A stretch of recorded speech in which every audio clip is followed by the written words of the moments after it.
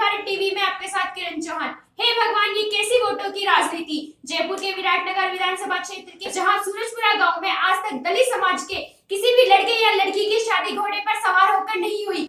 27 अप्रैल को दलित समाज के 2 लड़कों की शादी होनी थी, लेकिन रूढ़िवादिता के चलते सूरजपुरा दोनों दूल्हों के परिजनों ने बताया कि शासन और प्रशासन की मदद लेकर दोनों दूल्हों को घोड़ी पर बिठाकर बिंदोरी निकाली गई।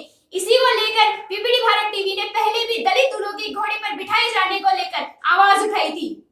आपको बता दें कि कोविड दूसरी लहर के चलते प्रदेश भर में गहलोत सरकार ने गाइडलाइन जारी कर रखी है और विभिन्न प्रकार के अभियान चलाकर जागरूक किया जा रहा है। शादी समारोह, धार्मिक समारोह सहित विभिन्न प्रकार के समारोह में सिर्फ 50 लोगों की अनुमति दी गई है।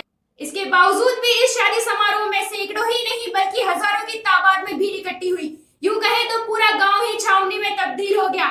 इसी शादी समारोह में विराटनगर क्षेत्रीय विधायक इंद्रराज गुर्जर, अतिरिक्त पुलिस अधीक्षक कोटपुतली राजकुमार कस्बा, कोटपुतली वट्टाधिकारी दिनेश यादव, शाहपुरा वट्टाधिकारी सुरेश कृष्णिया, जमुआ रामगढ़ वट्टाधिकारी लाखन सिंह, उपखंड अधिकारी राजवीर यादव सहित 107 पुलिस कर्मी की मौजूदगी में बिंदोरी निकालते हुए कोविड-19 की गाइडलाइन की जमकर धज्जियां उड़ाई गई। क्या आपको स्क्रीन पर कोविड-19 की गाइडलाइन की पालना कहीं नजर आ रही है? आप साफ तौर पर देख सकते हैं कि किस तरह की छावनी यहाँ पर बनी हुई है और किस तरह की 2 गज की दूरी का पालना यहाँ पर हो रही है। क्या शासन और प्रशासन इस छावनी के बीच एक दूसरे को कोरोना बांटने के लिए पहुंचे हैं या फिर दलित समाज की बिंदोरी निकालने के लिए पहुंचे हैं? बड़ा सवाल और अहम सवाल यह है कि आखिर ये नियम और कानून किस लिए बनाए गए हैं? क्या इस बिंदोरी में नहीं है कोरोना संक्रमण का डर, या फिर विधायक इंद्रराज गुर्जर बिंदोरी के माध्यम से कर रहे हैं वोटों की राजनीति? आखिर शासन और प्रशासन क्यों पढ़ाते हैं भोली भाली जनता को नियम और कानून के पाठ? आपको बता दें कि बिंदोरी के कार्यक्रम से 3 घंटे पूर्व ही जाब्ता तैनात किया जाने की शासन और प्रशासन से गुहार लगाई गई थी। इसी शादी समारोह में बैरिकेडिंग करवाकर नाकाबंदी पॉइंट लगवाए गए। संभव जाब्ता, डाल जैकेट, लाठी, हेलमेट के साथ अन्य प्रकार की सुरक्षा के इंतजाम किए गए।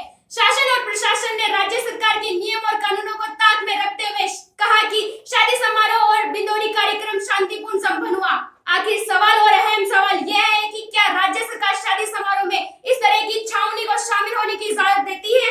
पूरे राजस्थान के लिए 2 शेड्यूल कास्ट के दूल्हे घोड़ी पर चढ़ना चाहते हैं। घोड़ी पर चढ़ने से रोकने के लिए जो इनकी पुरानी व्यवस्था चली आ रही है ना, कि था तो इनकी निकल गई है, कुरकुर रह गई है, वो भी निकाल देंगे भैया, वो भी निकाल देंगे। देखिए, बात सुनिए। सबसे बड़ी बात यह है कि हर एक संसाधन पर हमारा हक है, पूरा हक है। देश का संविधान हमें अधिकार देता है, लेकिन राजस्थान में जिस तरह से बिंदोली नहीं निकालने दी जाती, घोड़ी पर नहीं चढ़ने दिया जाता, ये सरेआम जातिवाद है पूरे तरह से। दिल्ली से हम चल के आए, पूरी भीमसेना आई, हमारे भीमसेनी खड़े हैं सारे। है हिम्मत?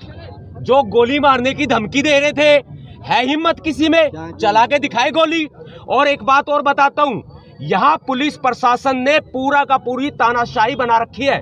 गहलोत सरकार ने हमें कम से कम 10 जगह रोका गया है। शाहजहाँपुर बॉर्डर पे हमें रोका गया, यहाँ गांव के बॉर्डर पर हमें रोका गया। हमारी 2 गाड़ियां तो रोकी गई। प्रदीप जी हमारे हरियाणा से हैं, भीम सैनिक, उनको भी रोक दिया गया, गांव के अंदर भी नहीं घुसने दिया गया। ये बहुत बड़ी तानाशाही है।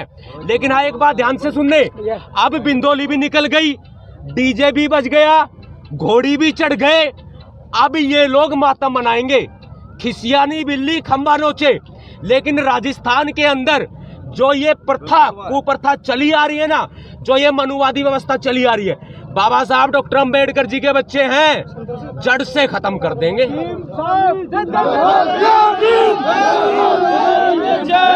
मार खाना समझे, खाने को इनमें, इनके घर में दाने नहीं, और 2 घूंट दारू पी के धमकी देते हैं गोली मारने की। शर्म आनी चाहिए, शर्म आनी चाहिए।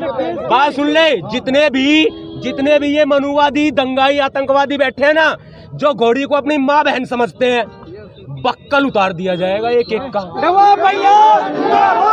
उतार देंगे भाई। देखिए, बात सुनिए, राजस्थान हमारा दिल है, हरियाणा का बड़ा भाई राजस्थान, और राजस्थान से अब क्रांति होनी चाहिए। मान्यवर साहब काशीराम जी ने उत्तर प्रदेश को चुना था बदलाव के लिए, हमने राजस्थान को चुना है। हर एक राजस्थानी हमारे दिल में निवास करता है, और राजस्थानी वो लोग पता है जो नाम के आगे। ये जो सूरजपुरा ग्राम के अंदर जो शादी का प्रकरण था, उसके बारे में आप दो सब कहिए। देखिए, आज कैलाश के छोटे भाई विनोद की शादी थी और उन्होंने आशंका जाहिर की कि यहाँ घोड़ी पे हमें बैठने नहीं दिया जाए जी। उसको लेकर के लगातार जिस दिन से हम लोगों को सूचना मिली, पूरे प्रशासन को लेकर के हम लोग अलर्ट रहे और पूरे प्रशासन के 36 कौम के लोगों से बात करके प्यार प्रेम और भाईचारे के साथ आज ये शांतिपूर्ण ये निकाह से निकाला, जिसके अंदर सर सभी पुलिस प्रशासन बिल्कुल समाज के लोग, समाज के सामाजिक कार्यकर्ता सब लोग यहाँ पे आने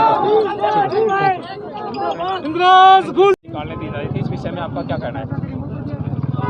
आज ये सूरजपुरा गांव में घोड़ी की निकासी को लेकर थोड़ा विवाद था। उन लोगों की आशंका थी कि कोई हमारे साथ गड़बड़ हो सकती है।